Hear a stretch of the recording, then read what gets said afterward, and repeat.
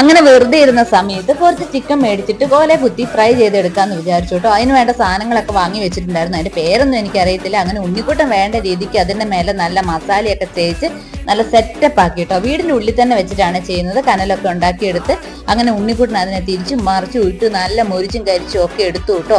അത്രയും ടേസ്റ്റ് ഉള്ള ഒരു സംഭവമായിരുന്നേ. തികഞ്ഞില്ല. ഇനി മേടിക്കുമ്പോൾ ഒരു 10 കിലോ ചിക്കൻ മേടിച്ചിട്ട് ഇതുപോലെ വറുത്ത് തിന്നണമെന്നുള്ള ഒരു ആഗ്രഹം അങ്ങ് വന്നുപോയേ.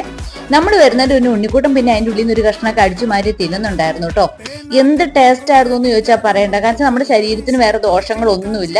അങ്ങനെ അടിപിടി കൂടി എല്ലാവരും വേണ്ട കാര്യങ്ങൾ ആദ്യമേ എടുത്ത് കൈ പിടിച്ചു കേട്ടോ. കിട്ടാതെ ആവുമെന്ന് ഓർത്തിട്ട് ഞാൻ എനിക്കൊരു എക്സ്ട്രാ പീസും കൂടി എടുത്ത് കൈ പിടിച്ചേ. ആർക്കും തികഞ്ഞില്ല. ഭയങ്കര കൊതിയായിപ്പോയി. ഇനി കുറച്ച് അധികം ഉണ്ടാക്കി തിന്നണം എന്നുള്ള പ്ലാൻ മാത്രമായിരുന്നു തിന്നുമ്പോൾ. എത്ര തിന്നാലും മതിയാവാത്ത ടേസ്റ്റ്. നിങ്ങളൊക്കെ ഉണ്ടാക്കി നോക്കിയിട്ടുണ്ടാവും, കഴിച്ചിട്ടുണ്ടാവും അല്ലേ? പക്ഷെ നമ്മളിത് ആദ്യമായിട്ടോ ട്രൈ ചെയ്യുന്നത്. അത്രയ്ക്കും ഇഷ്ടപ്പെട്ടു. ഇനി ഇതിന്റെ വെറൈറ്റി ചെയ്യണമെന്ന് ആഗ്രഹം.